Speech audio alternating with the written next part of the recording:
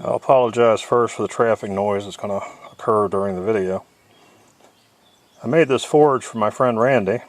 Randy, this is your forge. This is the first time it's going to be lit. I wanted you to have a see. I usually start with some wood shavings. I ignite them. They, of course, will ignite some kindling. And then we're off to the races. I guess this is something of a first light. I'm not sure if that applies to forges or not, but such that it is, here it is. This forge was made, the fire pot itself is at the bottom of a water heater. I think that appears in an earlier video that I may have had. Underneath of it, I'll get there in a second, I've got 5 bolts connecting it to a I'm not sure what to call it. I think they may call it a plenum, but it effectively will funnel the air into the fire pot. There's holes drilled directly through the fire pot into the underneath of it. I'll turn the blower on now.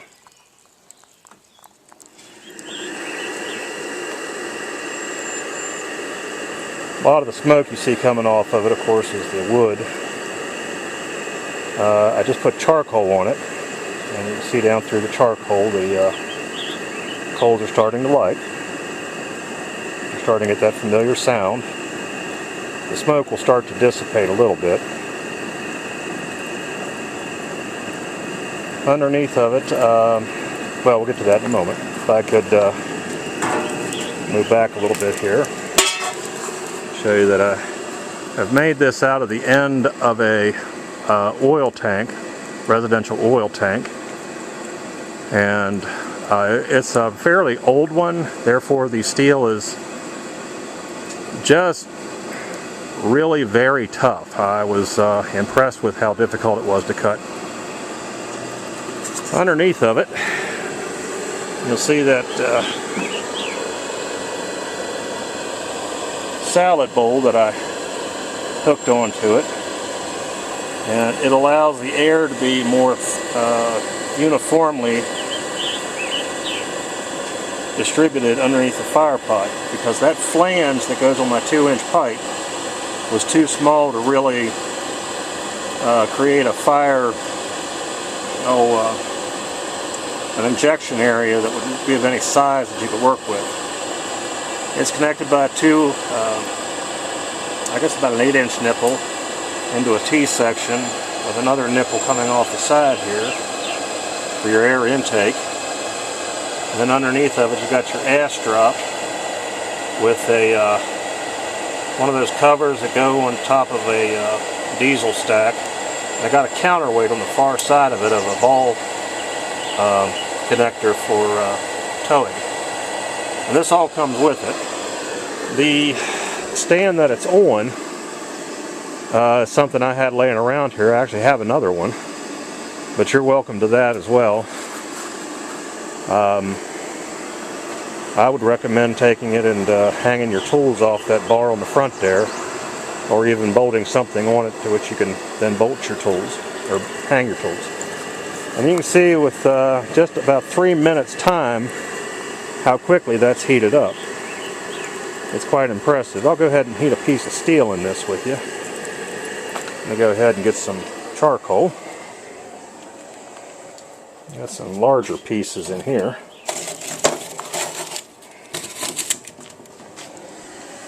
Throw a little more charcoal on here.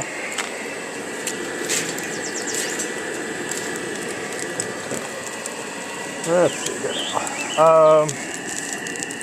Assuming you want to do a little bit of hammering, etc.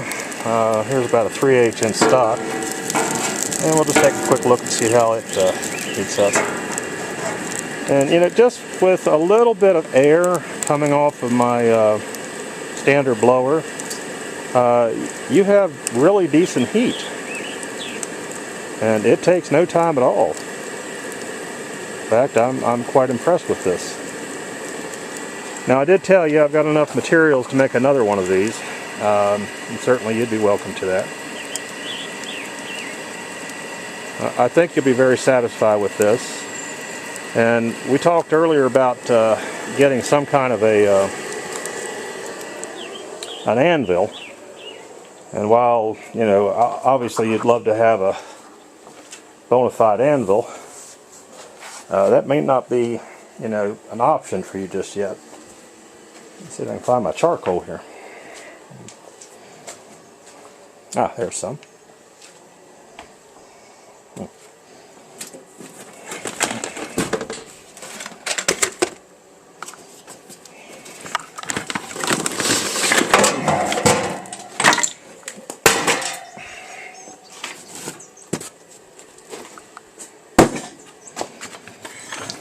I do make charcoal, but you don't have to use charcoal. You're certainly welcome to use coal. If I had some real handy, I'd throw that on there.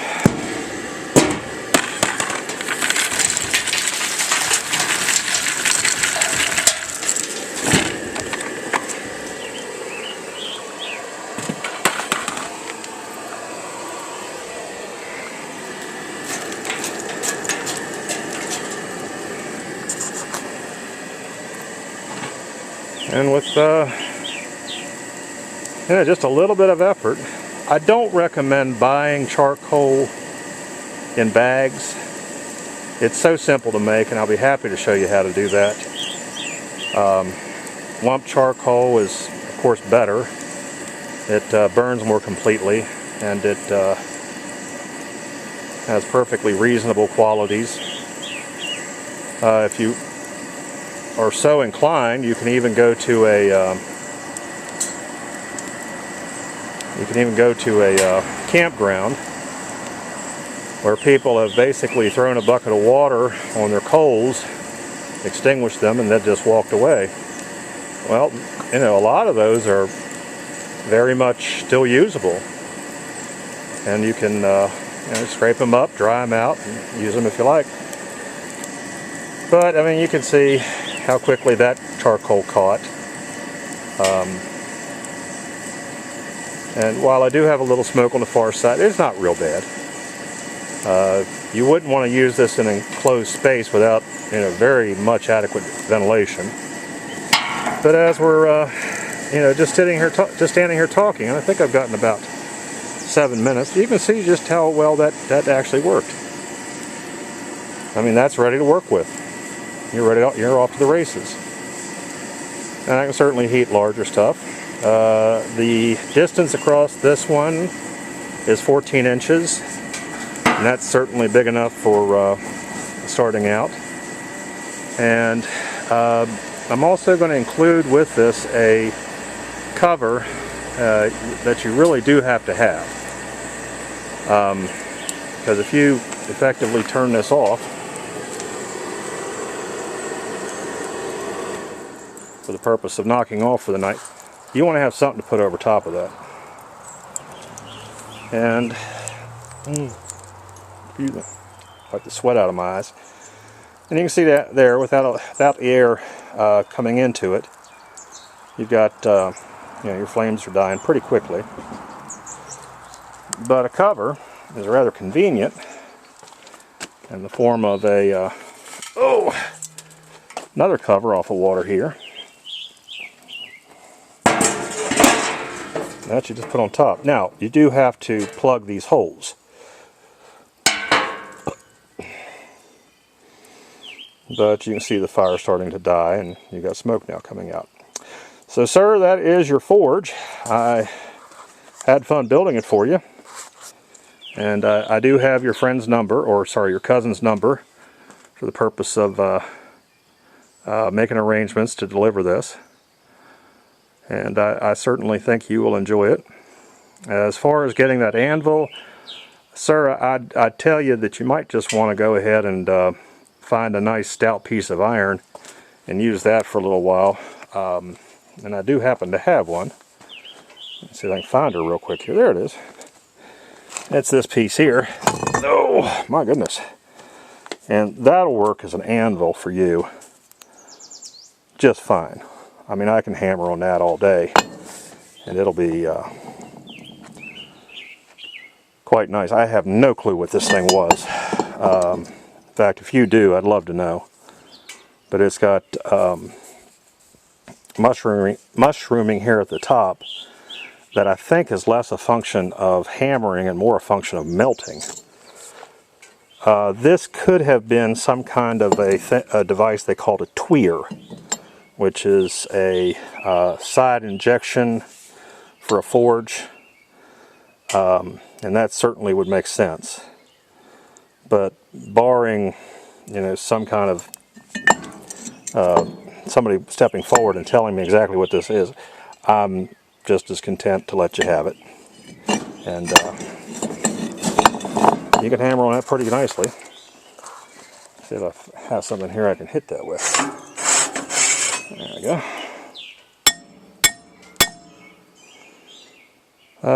Pretty sure it's cast iron, or cast steel. But I think that'll work just fine for now. And you'll be off to the races. Well, sir, that's about all I got to show you today. And again, I'll make arrangements. And if you want to give me a call, you're certainly welcome to do so. You got my number. And I am going to post this on YouTube, I believe, and then upload the link for you so that you can have the enjoyment of seeing what is going to be delivered. I know you're on the road right now. But again, I enjoyed making it for you, and you know, let me know if you want the stand to go with it. It's included, and I'll be certainly happy to give it to you. Yes, that is a vacuum hose. I presume that somebody may ask me that question. It's not attached to a vacuum, though. It's actually attached to a blower that I've got with a perfectly serviceable switch that I cobbled together, put a handle on the top of it, and it works pretty nicely. Seems to have just the right amount of force of air connected with the vacuum tube or vacuum hose. It genuinely makes a nice delivery system. And even after having let that sit for a little while, you can see it coming right back to life. I've enjoyed showing you this first firing, and I certainly hope that you enjoy using this. I did create a large enough forge surface so that you can have plenty of space to have your charcoal or coal, and then have a way to rake it into the fire. I've seen some people use just a brake disc, and that's all they've got. Well, stuff falls out of it pretty nicely, so that's not something you want to have happen to you. This got a high enough surface over here that you can stick things in at about a 25 degree, 30 degree angle. And over here you can have a more shallow angle. You could conceivably even cut this, I guess we're going to call this a skirt. You can cut this skirt off and bring it even further down, and that very much may be an option. It's something you want to consider.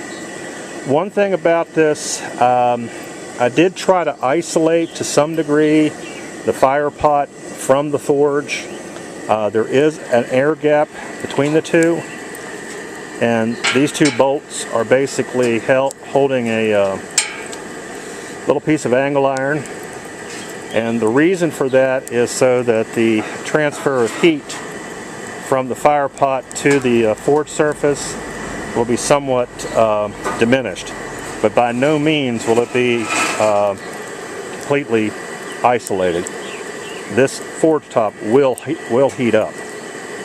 It's too thin not to, and you may have to get a spray bottle and spray underneath of it frequently to ensure that it keeps cool enough not to ignite your fuel. Or, of course, you can keep your fuel off to the side and just add it as you need it. Randy, I wish you safe travels and hope to see you soon. Fort Edwards will be having their event in June, as will Fort Ashby. I'll be at both events. I think my first event this year is Fort Edwards. And I'm thinking that's the middle of June. But you can, I think it might be June 15th. You can look it up on Google or Bing, and Fort Edwards Frontier Family Days, and find out the exact time. Oh, one other thing I wanted to mention. If you're into casting aluminum, this is about the perfect setup for doing that. And one of the things that I've found that works real well is to get and I can't find it now. I'll have to find it later. By the way, that's my forge there. You have to get a piece of sheet metal and form a ring out of it that stands about 10 inches high, depending on what you're going to use as a crucible. And then you put the lid back on it to create a forge for melting, or for holding your crucible to melt your aluminum. I've tried melting brass, I've tried melting copper in this, and it just doesn't work very well. I'm not sure exactly why. The crucible certainly gets red hot, but the copper doesn't seem to, and the brass doesn't seem to want to melt. Lead melts very well, aluminum melts very well, and and tin melts very well, but cannot get hot enough for brass or copper, let alone anything with a higher melting point than that. There you are, sir. Again, wish you safe travels, and I will see you in the near future. Have a good day, sir. Bye.